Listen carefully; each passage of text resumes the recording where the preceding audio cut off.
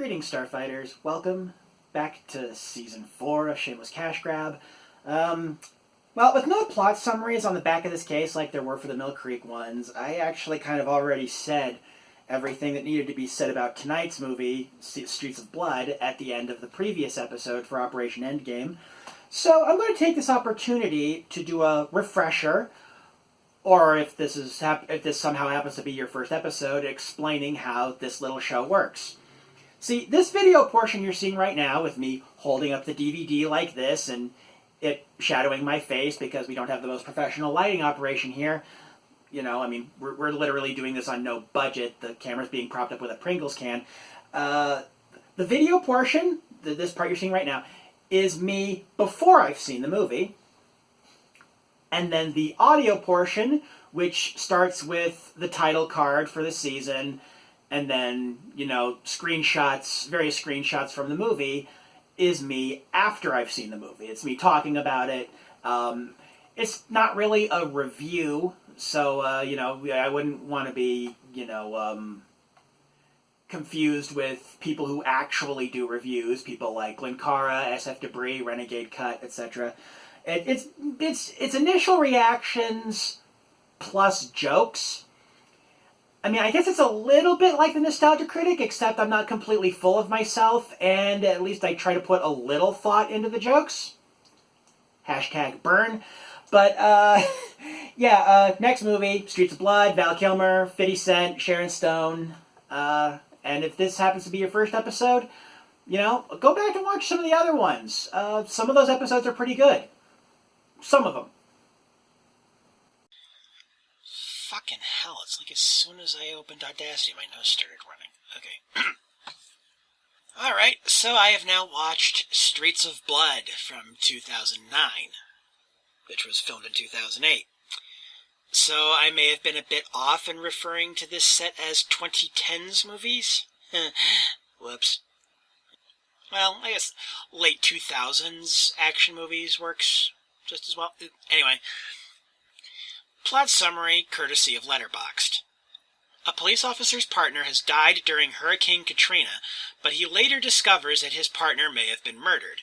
An investigation follows, taking the officer and his new partner into the depths of the criminal underworld. So, Hurricane Katrina. Given that this is a direct-to-DVD movie, I'm guessing that either they aren't going to touch on the Bush administration's failures during that disaster at all, or it will do so, but very badly. Let's see where this goes. We open on Sharon Stone and Val Kilmer doing questionable Louisiana accents. Oh boy. Not sure I can handle an hour and a half of bad Cajun here. This is intercut with a flashback to Kilmer, playing a cop, finding his partner's body in the floodwaters just a few days after the storm hit, having been shot in the back. The movie spends a little too much time showing us the partner's body. I guess the director figured, hey, we paid for this corpse prop, we're going to use it. Which would have been fine for a horror movie, but this is supposed to be a crime drama. During this, we also meet 50 Cent's character, a beat cop who is forced to shoot a private security guard, aka a mercenary, after said mercenary points a rifle at Val Kilmer. To the movie's credit, they do not attempt to have 50 do a Cajun accent. Or a Creole accent. Should I have been saying Creole this whole time? I probably should have looked that up before I started recording, huh? Oh well. The credits start at this point, intercut with stock news footage of post-Katrina New Orleans, and audio from various news reports, including, surprisingly, Democracy Now! Don't know if I've ever heard Amy Goodman's voice in a movie before. So this movie is probably going to try and go political. Not that I'm against such a thing on principle, I mean, have you seen my show? But I am not confident that something like the government's frankly malicious inaction during the 2005 hurricane is going to be well handled by a movie that, I remind you, is a direct-to-DVD actioner that features 50 Cent in the main cast. We cut to 6 months later, and to a gang hideout, it looks like. And also nudity. About 7 minutes 25 seconds, in case you were wondering. If you're new here, go check out Season 2. Anyway, a rival gang rolls up, referred to by unnamed characters as the Latin Kings, and yeah, they look about like what you'd expect. If you've seen a movie with a Latinx street gang, you've seen these guys. So yeah, ethnic stereotypes. And we aren't even 10 minutes in yet. I know I've said this once already this episode, but oh boy. So, after a transition that would have looked fine if this were an early 90s network cop show, we rejoin the scene with Stone and Kilmer from the pre-credit sequence, and we learn that 50 Cent has been promoted and is Kilmer's new partner. They tussle with a dealer who gives them some info about a dirty DEA agent, but he gets gunned down by the Latin Kings in a drive-by before he can tell them more, with Kilmer's character, Andy, and 50 Cent's character, Stan, which is how I shall refer to them from here on out, barely managing to avoid getting hit themselves.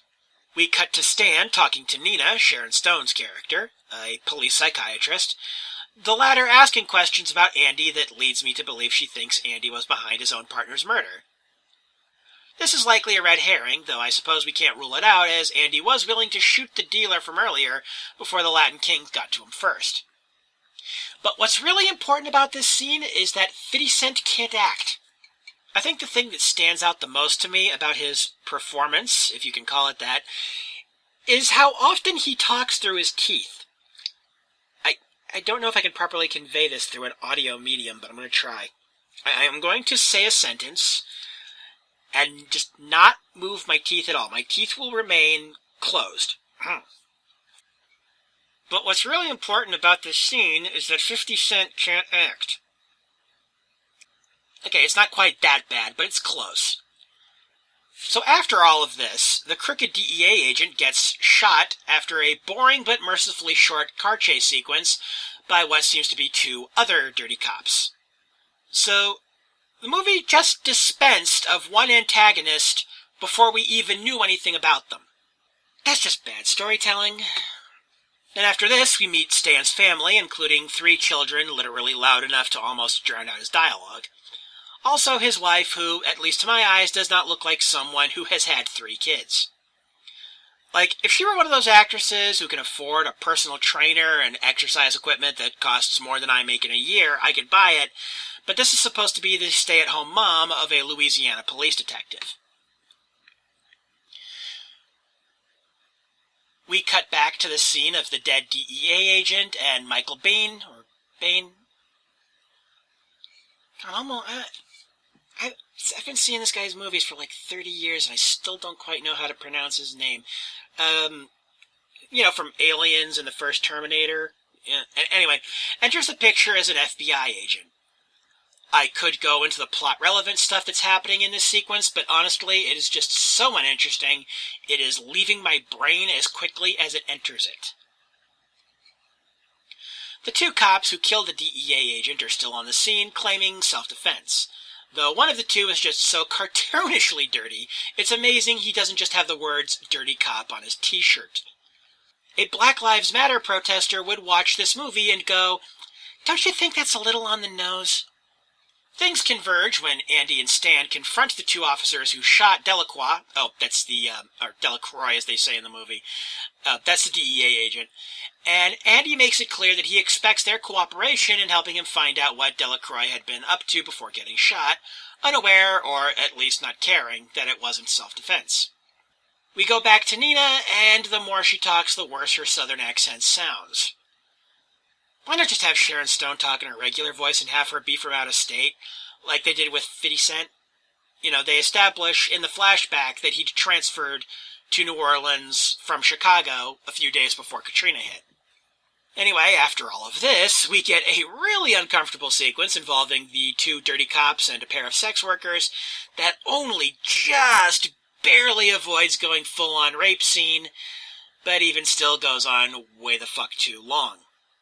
After this, our heroes walk into a place without probable cause, threaten a bunch of gang members, and then a shootout starts, and this is just unpleasant.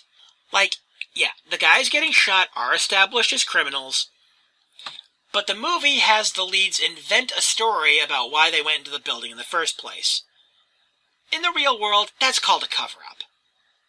Even with the movie's antagonist, well, one of the antagonists anyway, having been in the building, this is still just straight-up murder. And keep in mind, the other antagonists of the movie were denoted early on as bad guys for doing basically the same thing. If you're going to make a gritty crime drama with no real good guys, fine, do that. But when you try to frame one side as being the good guys, having them do the same things as the bad guys isn't moral complexity. At best, it's just lazy filmmaking. At worst, it's apologia for police violence. Apologia? You know, honestly, I've heard it all three ways. I don't know. Skipping over a bunch of boring stuff, we eventually get to Stan, Andy, and the two dirty cops. Yeah, their names are Pepe and Barney, but, you know, fuck it, I don't care. I'm just gonna call them the two dirty cops, since I don't think... Yeah, come to think of it, I don't think that there is more than, like, maybe a minute or two of screen time where the two of them aren't in frame together. Maybe 3 minutes tops. So just referring to them as a unit is just going to be quicker. Anyway, the four of them are about to raid a FEMA camp where they've been told the crooked DEA agent operated out of. You might think this means we're entering the final act of the movie. Well, if we are, it's a long third act because we still have more than half an hour left. However, the raid doesn't happen as Andy figures out it's a setup from the FBI, who knew they were going in without a warrant, partially because Nina tipped them off. There's a hinted at romantic connection between Sharon Stone and Val Kilmer's characters that goes fucking nowhere, and also doesn't fit with the questions that she was asking about him earlier, but yeah, fuck it, this movie doesn't care, why should I? The raid doesn't happen because Andy figuring it out, and, you know, drama happens, and it is plot relevant, I guess, but the movie has failed to make me care enough to remember any of it. And then it turns out Michael Biehn's character, Brown, I think his last name is, had cut a deal with the leader of the Latin Kings, so he's crooked. Something about taking out the other gang leaders in exchange for looking the other way on Latin Kings' activities. Yeah, fine. You know, I might let that slide playing Saints Row, but that's a goofy, over-the-top open-world action game. This movie is ostensibly supposed to be the real world in a real city that just got torn apart by a real hurricane. This movie is trying for Scorsese, but it barely manages John Milieu. Then Stan has a scene where he opens up to Nina, and it is sure amusing watching 50 Cent try to be deep. More stuff happens. Andy finds out about Brown and his deal with the Latin Kings. One of the dirty cops accidentally shoots his partner after getting a serious head wound. There's some drama with Stan and Andy. A shootout with the dirty feds. Everybody dies but Andy. Stan's death is laughably bad thanks to 50 Cent's acting. Blah, blah, blah. Let's just get out of here. By the way, I don't think we ever actually find out who killed Andy's partner during Katrina. But yeah, you know, the movie doesn't care, so I don't care. We're done. Random thoughts I had during the movie. Pretty sure the opening credits uses the same font as the title for Serenity. The Joss Whedon one, not that one from last year with that WTF mid-movie twist. You know, the one with Anne Hathaway and Matthew McConaughey, that one. The camera and editing work in this movie would be acceptable from a TV show, which doesn't have the budget or time that most feature-length films get, but here it is just distracting. Listing all of the framing and transition and editing and color correction choices in Streets of Blood that made me go, wait, why are they doing this, would add several minutes to the runtime of this episode. So much poor trigger discipline in this movie. But I suppose that's normal. I mean, can any of you at home think of a movie other than Tremors that did that right? Tremors. Now that's a good movie. The credits are in black and white for no apparent reason. That kind of relates to the odd framing, editing, and transition choices I said I wasn't going to list, but as it's the last one, and the one that is probably the most obvious bit of symbolism in the whole film, I figured I'd mention it. And there is a 3 years later mid-credits stinger. Yes, a mid-credit stinger. like it's a fucking Marvel movie. All it is, though, is footage of damaged homes and businesses in New Orleans that haven't been repaired. Sad music plays over it, as well as the rest of the credits. Yeah, sorry, movie, you have not earned enough credit with me to try and give us a moral. And a moral that really has nothing to do with the plot of the movie on top of it.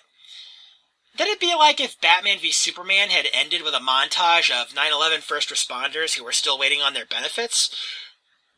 Like, okay, yeah, good thing to call attention to, but maybe if that's the thing you want the audience to walk away thinking about, maybe make the whole movie about that? Boy, sure was nice of the movie to just flat out forget about Stan's wife and kids and just end on Andy's man pain. Final verdict. I wish I could say the bad New Orleans accents were the worst part of this movie, but with reflection, I'm not even sure it cracks the top 3. Ultimately, this movie's biggest failing is that it thinks it's telling an edgy, morally gray story about dark anti-hero types, but really the so-called heroes of the movie are only the heroes because the plot says so. In my youth, I had no problems with movies like this, with the good cops not letting red tape get in the way of killing the bad guys, going like Dirty Harry and shit. You know, I used to watch those. God, I watched so many Steven Seagal movies. It's embarrassing. But I am too old and too aware of the real world around me to let that kind of thing slide anymore. Or to put it another way, in Birds of Prey, the movie that came out this year, a literal criminal who sees herself as a criminal steals, assaults, and betrays people, and yet she shows more morality than the heroes of this movie who claim to be trying to keep the streets of New Orleans safe. Harley Quinn is more of a hero when she's shooting cops in the face with glitter bombs than the cops in this movie. Just think about that for a second. And then go see Birds of Prey. It's actually really good.